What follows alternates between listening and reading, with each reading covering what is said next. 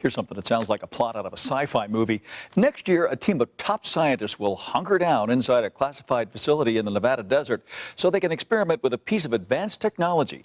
The test will focus on a small nuclear reactor, and if it works out as planned, it could be a huge step towards putting humans on Mars. The I-Team's George Knapp has the exclusive details. Bad news, it involves me digging up the radioisotope thermoelectric generator.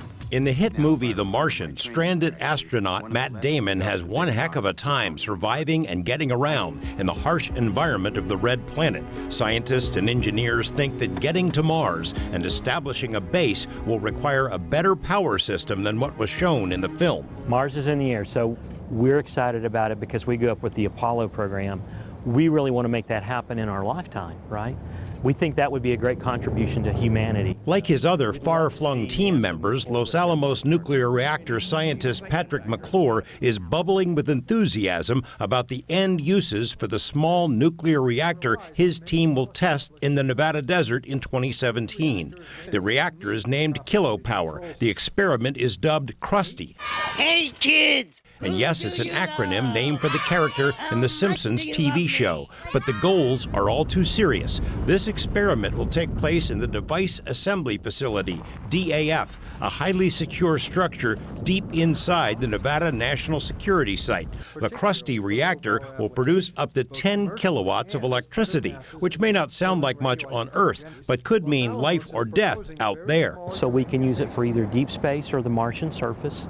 And the idea is to build that reactor so that for future NASA missions, we have a power source that can handle a range of missions, whether that's to, say, the icy moons of Jupiter or Saturn, something like Enceladus or Titan, or to actually provide power on Mars to make fuel, to make oxygen, say, for a return trip. Small nuclear reactors could power the habitats that form a permanent base on Mars and charge up the rovers that could carry Earthlings on Martian expeditions. And the idea there is to give the astronauts a really power-rich environment if they were on the surface of Mars. And so Mike Houtz is the nuclear research manager at NASA's Marshall Flight Center, one of two NASA outfits involved in the Krusty experiment.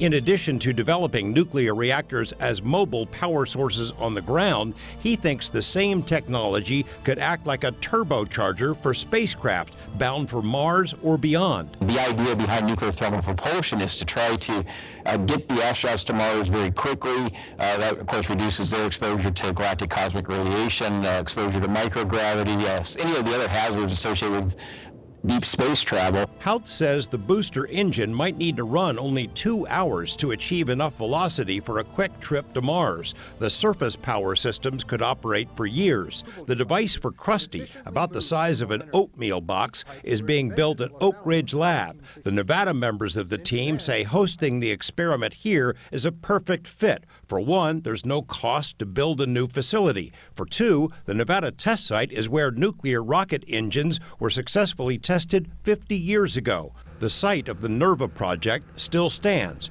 President Kennedy championed the project and visited the site a year before he died. It could have happened. You'd had nuclear-powered rockets taking people to Mars by now. Could have been the reality of this. Yeah, definitely in the 2030s we would have the technology and the capability to go to Mars, and it possibly we could accelerate it to be even sooner than that. This is fun, exciting stuff. We like it.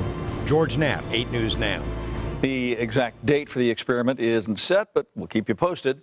On our website, we have more information about the Krusty project and a link to an I-Team report about President Kennedy's visit to the NERVA project at the Nevada test site.